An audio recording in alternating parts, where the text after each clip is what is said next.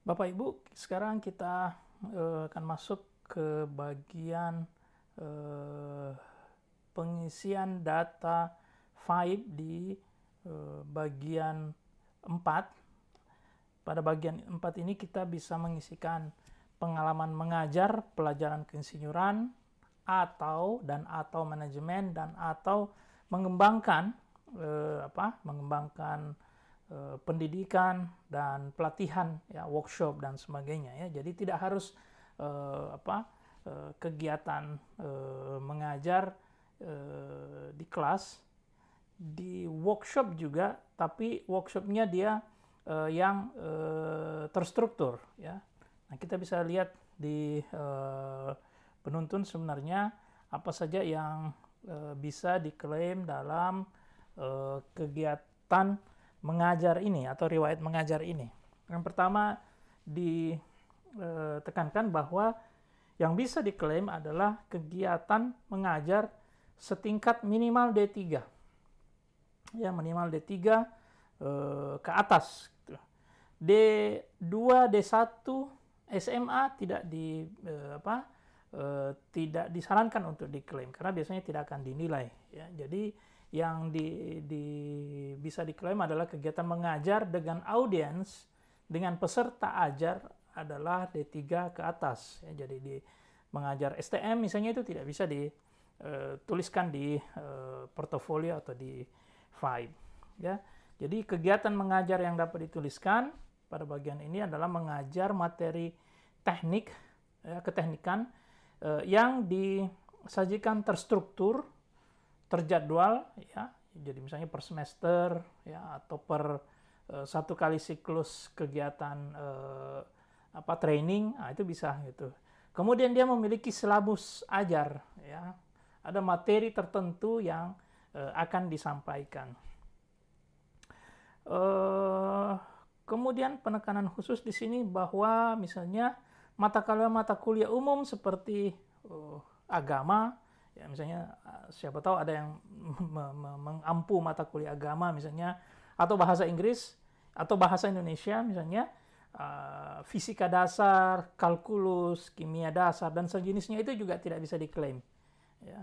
Yang bisa diklaim misalnya bahasa Inggris untuk insinyur misalnya, ya. Jadi memang dia khusus untuk insinyur misalnya. Kemudian fisika teknik misalnya atau matematika teknik, ya, kimia teknik itu bisa diklaim di kegiatan atau riwayat mengajar di bagian 4 ini. Nah, kita lihat bagaimana cara penulisannya. Contoh pertama itu kegiatan pengajaran di kelas, ya. Mata ajarnya apa, di mana, berapa lama, ya. Misalnya saya mengampu mata kuliah itu dari terangkat awal, saya sudah ampu dia sama 10, ya katakanlah sudah 12 tahun misalnya, ya. Bisa pilih di pilihan 10 sampai 14 tahun. Ya, kemudian SKS-nya berapa, kemudian jangan lupa ditulis materinya, ya. Materi dari pengajaran itu. Nah, contoh yang kedua ini contoh yang training, tapi trainingnya terstruktur, ya, punya silabus dan seterusnya, itu boleh ditulis di dalam kegiatan pengajaran di sini, ya. Nah, kita lihat di sini, ya, ini contohnya apa yang kita bisa klaim itu W2, W3, W4 dan P5, ya. Nah, ini yang kita bisa pilih di unit kompetensinya. Nah, sekarang kita lihat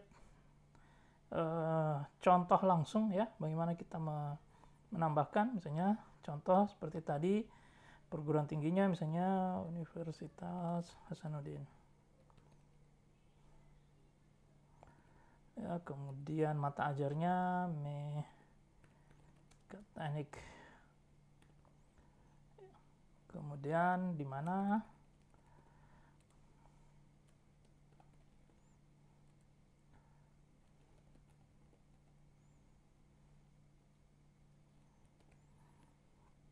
sudah berapa lama diajarkan, ya. Tadi saya pilih 10 sampai 14 tahun. Saya sebagai staf pengajar, kemudian jumlah SKS-nya, Kalau nek 2-3 SKS, kalau ada SK penugasan dan segala macam boleh ya, kalau tidak juga tidak ada masalah. Nah, kita taruh di sini uraian singkat aktivitas, itu kita tuliskan materi ya. Bisa juga ditulis materi ajar, misalnya diawali dengan diagram bebas, misalnya hukum Newton 1, 2, dan 3 ya, dan seterusnya. Setelah itu kita pilih di W2 ya, apa yang sesuai dengan kira-kira klaim kegiatan mengajar yang kita telah pilih ya. Kita bisa pilih W2 4 ya, kemudian W3 ya, misalnya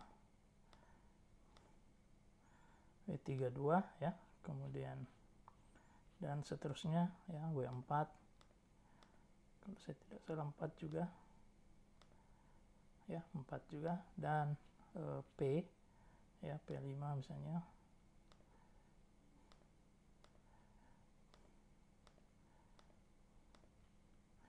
sampai 6 ya. Setelah itu jangan lupa di save and continue ya. Contoh yang kedua misalnya tadi di perusahaan apa, PT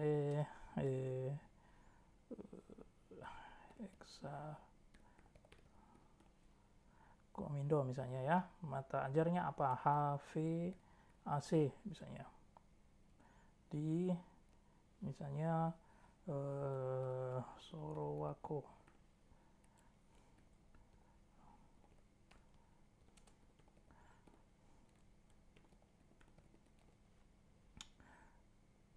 ya, ya, kita bisa pilih staf ajar, SKS-nya misalnya 15 jam, kemudian kita materi ajar, pengantar, termodinamika ya, dan seterusnya.